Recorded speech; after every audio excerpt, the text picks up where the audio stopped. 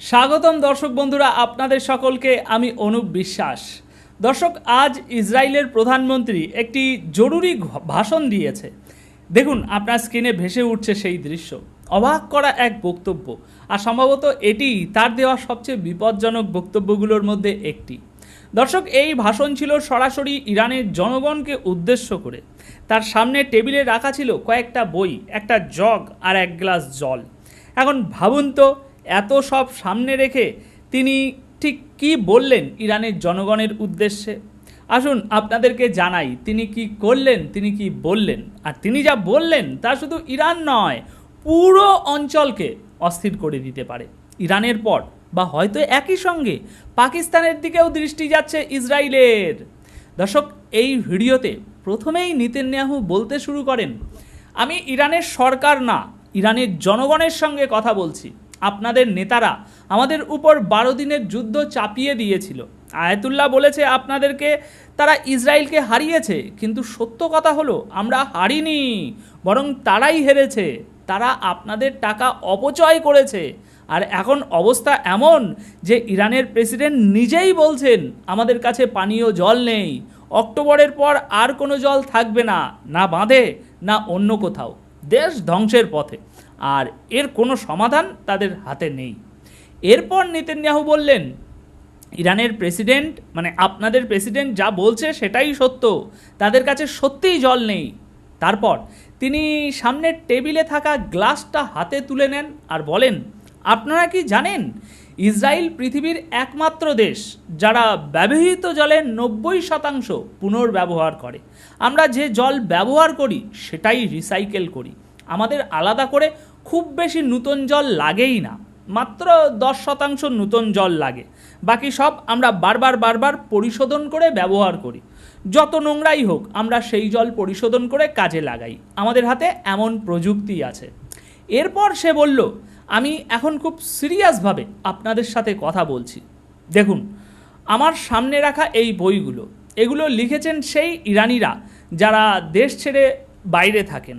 এই বইগুলোতে তারা লিখেছেন ইরানের আসল পরিস্থিতি নিয়ে। তাই আজ আমি আপনাদের সঙ্গে একেবারে খোলামেলা গুরুতর আলাপ করতে চাই। নেতানিয়াহু বলেন, আপনাদের স্বাধীনতার দিন আর বেশি দূরে নয়, খুব শীঘ্রই এমন সময় আসবে। তাই এখানে আমি আপনাদের দুটো কথা স্পষ্ট বলতে চাই। প্রথমত, ইরানের ইঞ্জিনিয়াররা শীঘ্রই ইসরায়েলের ইঞ্জিনিয়ারদের কাছ থেকে প্রযুক্তি শিখবে। আমাদের বিশেষজ্ঞরা সরাসরি ইরানে আসবে।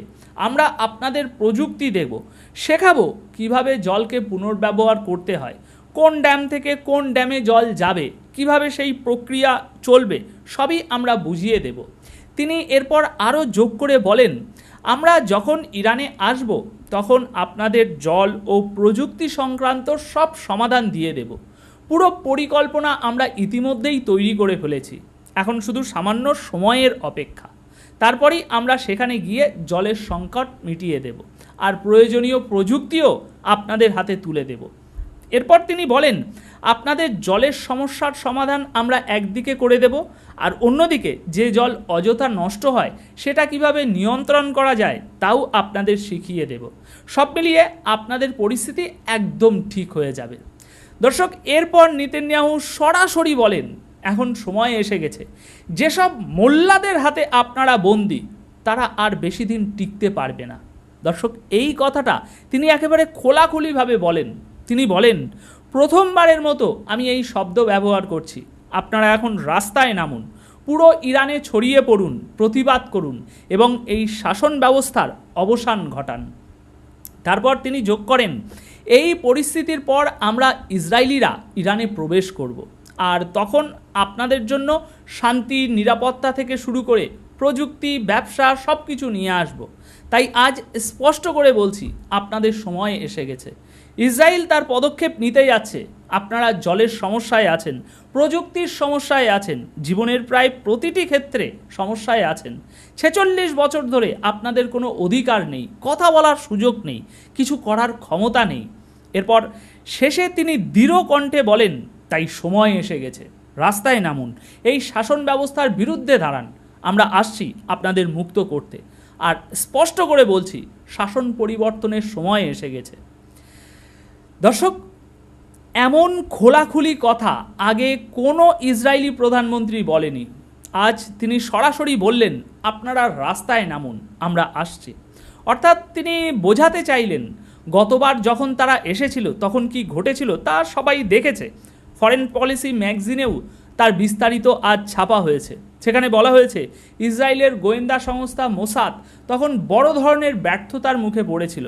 তাদের প্রায় 20 জন এজেন্ট ইরানের শীর্ষ নেতাদের কাছে প্রায় 20 বার ফোন করেছিল, বলেছিল বিদ্রোহ করো, আয়াতুল্লাহর বিরুদ্ধে ওঠো, নইলে আমরা তোমাদের মেরে ফেলবো, জনগণকে রাস্তায় নামাও। কিন্তু সেই পরিকল্পনা শেষ পর্যন্ত সব ভেস্তে গিয়েছিল। তাই নেতানিয়াহু এবার বললেন, আমরা আগেও এসেছিলাম, তখন তোমাদের 19 জন পারমাণবিক বিজ্ঞানীকে হত্যা করেছিলাম, তোমাদের প্রধানকে মেরেছিলাম, অনেক কিছু ধ্বংস করেছিলাম, কিন্তু সমস্যা হলো তোমরা রাস্তায় নামোনি, আয়াতুল্লাহর বিরুদ্ধে দাঁড়াওনি। আমরা সুযোগ দিয়েছিলাম কিন্তু তোমরা নাওনি, তাই এবার আবার সেই সুযোগ দিচ্ছি, এবার তোমরা রাস্তায় নামো, আমরা আকাশ থেকে আক্রমণ করব। তারপর আমাদের সেনারা ইরানে ধীরে ধীরে প্রবেশ করবে, তোমাদের মধ্যে থেকেই একজন নেতা উঠে আসবে, সে ক্ষমতা গ্রহণ করবে আর এই শাসন শেষ করবে, তাদের বাহিনী ধ্বংস করব, আমরা সদর দপ্তর উড়িয়ে দেব, কোনো চাপ নেই, তোমরা শুধু রাস্তায় নেমে পড়ো। তিনি আরও বলেন, তোমরা শুধু রাস্তায় নামো, এরপর তোমাদের মধ্যে থেকেই তোমাদের নেতা উঠে আসবে, তারপর আমাদের আর তোমাদের মধ্যে নতুন সম্পর্ক গড়ে উঠবে, বিমান চলাচল শুরু করবে, ইরান ইসরায়েলকে স্বীকৃতি দেবে, আমরা প্রযুক্তি দেব, সুবিধা দেব, বিনিয়োগ করব, সম্পর্ক ভালো হবে আর ইরান ও ইসরায়েল একসঙ্গে এগিয়ে যাবে। দর্শক, এটাই ছিল এই ভয়ঙ্কর বক্তৃতার সারাংশ, আসল পরিকল্পনা। এখন প্রশ্ন আসে, সে যে এত বড় ভাষণ দিল, এর পিছনে আসলে ঘটনা কি?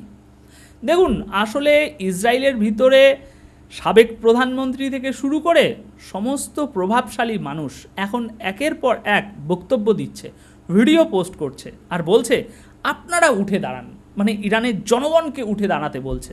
আর হঠাৎ করে এই পরিস্থিতি তৈরি হলো কেন জানেন? কারণ ইসরায়েল যুদ্ধের প্রস্তুতি নিচ্ছে। আজ ফরেন পলিসি ম্যাগাজিনে প্রকাশিত এক বড় আর্টিকেলে স্পষ্ট করে বলা হয়েছে, ইরান ইসরায়েল যুদ্ধ আসন্ন, এটা কেউ খণ্ডাতে পারবে না।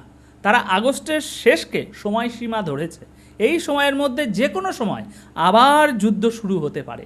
তাদের বক্তব্য, যুদ্ধ হবেই, আমরা আসব, আক্রমণও করব, কিন্তু যতক্ষণ না আপনারা বিদ্রোহ করছেন কিছুই সম্ভব নয়। ধরুন আমরা আয়াতুল্লাহকে হত্যা করলাম, কিন্তু যদি আপনারা রাস্তায় না নামেন, বরং উল্টে আমাদের বিরুদ্ধেই যদি রাস্তায় নামেন, যেমন গতবার হয়েছিল, তাহলে কিছুই পরিবর্তন হবে না। তিনি বলছেন, মানে নেতানিয়াহু বলছেন, এখনও আপনাদের সামনে সুযোগ আছে। এটা হতে পারে না যে ইসরায়েল ধ্বংসযজ্ঞ চালাবে আর আপনারা চুপ করে বসে থাকবেন। এই শাসনের শেষ টেনে দিন, রাস্তায় নামুন। আমাদের লোকজন ভেতরে বসে আছে, মোসাদের এজেন্ট আছে, সেনাবাহিনীর ভিতরে আমাদের লোক আছে, রাজনীতিবিদ বিউরোক্র্যাটদের মধ্যে আমাদের লোক আছে, আর্মি চিফ থেকে শুরু করে উচ্চপদস্থ কর্মকর্তাদের ভিতরে গুপ্তচর বসানো আছে, এমনকি আপনাদের গোয়েন্দা সংস্থা ও সংসদেও আমাদের লোক রয়েছে। তাই নেতানিয়াহু আজ স্পষ্ট জানিয়ে দেন, তারা তখনই কাজ করবে যখন আপনারা রাস্তায় নামবেন, মানে ওই ভিতরের লোকগুলো। আপনাদের শুধু হাজার হাজার লাখ লাখ মানুষ নিয়ে রাস্তায় নামতে হবে, বাকি কাজ আমাদের ভিতরে থাকা লোকগুলো করে দেবে, তারপরই ক্ষমতার পালাবদল হবে। কিন্তু এটা তখনই সম্ভব যখন আপনারা রাস্তায় নামবেন আর আমরা আক্রমণ করব, তাদের সিস্টেম অচল করে দেব, কিন্তু আপনাদের অবশ্যই রাস্তায় নামতে হবে। মানে দর্শক, একবার কল্পনা করে দেখুন, পুরো একটা পরিকল্পনা আগে থেকেই তৈরি করে রাখা হয়েছে। তাই এখন বিষয়টা ভালোভাবে বোঝার সময় এসেছে যে কি হতে যাচ্ছে সামনে। কারণ এটা সত্য যে ইরানের প্রেসিডেন্ট নিজেই বলেছেন আমাদের কাছে পর্যাপ্ত পানি নেই, এ কথাটা সত্য। হ্যাঁ, তা ইরানের কাছে পর্যাপ্ত পানি নেই, আর ইসরায়েলও দেখছে ইরানের জলের সংকট দিন দিন বেড়ে চলেছে। এমনকি ইরান অভিযোগ করেছে যে ইসরায়েল আর আমেরিকা নাকি প্রাকৃতিক আবহাওয়ার সঙ্গে কিছু কারসাজি করেছে, যার ফলে বৃষ্টি বন্ধ হয়ে গেছে, ইরানে জল কমে গেছে, আর তাতে সমস্যা আরও মারাত্মক হচ্ছে। দর্শক, এখন যে পরিস্থিতি তৈরি হয়েছে তা ভয়ঙ্কর এবং অদ্ভুত। পরিকল্পনা হলো তারা আক্রমণ চালাবে আর একই সঙ্গে চেষ্টা করবে ইরানের জনগণকে রাস্তায় নামানোর, যেটা আগেরবার পারেনি। লক্ষ্য ইরাকের মতো পরিস্থিতি তৈরি করা। তাদের বক্তব্য, আপনারা যদি এই শাসন ব্যবস্থার বিরুদ্ধে দাঁড়ান তাহলে আমাদের উপরে তারা ক্ষেপণাস্ত্র ছুটতে পারবে না। আমরা যখনই আক্রমণ শুরু করব তখনই রাস্তায় নেমে আয়াতুল্লাহর শাসন ভেঙে দিতে হবে, যাতে তারা আর আমাদের দিকে হামলা চালাতে না পারে। এরপর আমাদের আর আপনাদের বন্ধুত্ব তৈরি হবে। এই হলো বর্তমান এখন পুরো যুদ্ধের পরিস্থিতি। ইরানের বিরুদ্ধে পরিকল্পনা হলো যখন জলের সংকট চরমে পৌঁছবে, মানে এই মাসের শেষে জলের সংকট চরমে পৌঁছাবে, তখনই তারা আক্রমণ চালাবে এবং চাইবে যেন জনগণ রাস্তায় নেমে আসে। কারণ দেশে কোথাও জল নেই, প্রয়োজনীয় আরও অনেক কিছুই নেই। এমন পরিস্থিতিকেই ইসরায়েল সুযোগ হিসাবে কাজে লাগাতে চায়। এই সময়টা মুসলমানদের জন্য ভীষণ কঠিন, ইরানের জন্যও এটা হবে এক বড় পরীক্ষা। আর যদি রাশিয়া এবার আমেরিকার মতো করে, মানে আমেরিকা যেমন ইসরায়েলকে সাহায্য করছে ওরকম আমেরিকার মতো করে রাশিয়া ইরানকে সাহায্য না করে, তাহলে এই শাসন পরিবর্তনের ঝড় একসময় রাশিয়াতেও পৌঁছে যাবে, এটা মনে রাখবেন। তারপর সিআইএ থামবে না, মুসাদও থামবে না, তারা যেখানে খুশি যে কোনো দেশে শাসন পরিবর্তনের অভিযান চালাবে। তো দর্শক, এ বিষয়ে আপনাদের কি মতামত? ইরানের এই জল সংকট এবং সেই সুযোগটাকে যুদ্ধের রূপ দেওয়া ইসরায়েলের যে প্ল্যান,